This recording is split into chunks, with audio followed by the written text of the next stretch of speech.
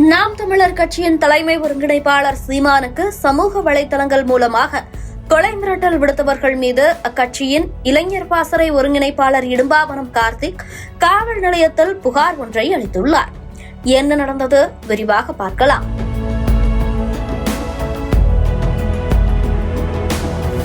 கடந்த ஏப்ரல் 28 தேனி மாவட்டத்தைச் சேர்ந்த சந்தோஷ் என்ற நபர் தனது இன்ஸ்டாகிராம் பக்கத்தில் வீடியோ ஒன்றை பதிவிட்டுள்ளார். அதில் சீமானுக்கு கொலை மிரட்டல் விடுக்கும் வகையில் சீமானின் தலை விரைவில் துண்டாக்கப்படும் எனவும், விரைவில் நாம் தமிழர் கட்சி தேசிய ஒருங்கிணைப்பாளர் பதவிக்கு போட்டி நிலவும் எனவும், நாம் தமிழர் கட்சி தலைமை அலுவலகத்திற்கு விரைவில் இரங்கல் செய்தி வரும் எனவும், அனைத்து கட்சி தலைவர்களும் இரங்கல் தெரிவிப்பார்கள் எனவும் அந்த வீடியோவில் கூறப்பட்டிருந்துள்ளது.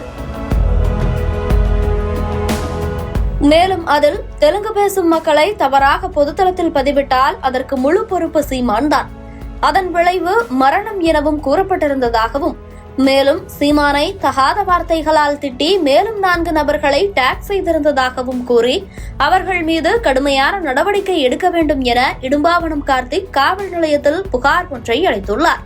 அப்புகாரில் அவர், நாம் தமிழர் கட்சி தொடங்கப்பட்ட 2010ஆம் ஆண்டு தொடங்கி இதுவரை எந்த இடத்திலும் நாம் தமிழர் கட்சி தலைமை ஒருங்கிணைப்பாளர் சீமான் அவர்கள் எந்த ஒரு தேசிய இன மக்கள் குறித்தும் இழிவாகவோ அவதூறாகவோ பேசியது கிடையாது.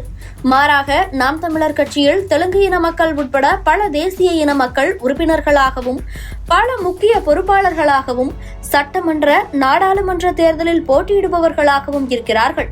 தெலுங்கு இன மக்களை நாம் தமிழர் கட்சியின் தலைமை ஒருங்கிணைப்பாளர் சீமான் அவர்கள் இழிவாக பேசி வருவதாகவும், அதை நிறுத்தாவிட்டால் அவரது தலை துண்டாக்கப்படும் என கொலை மிரட்டல் விடுத்து தமிழ்நாட்டின் சட்ட ஒழுங்கை சீர்குலைக்கும் விதமாக பதிவிட்டுள்ள நபர்கள் மீது தக்க நடவடிக்கை எடுக்க வேண்டும் என குறிப்பிட்டுள்ளார்.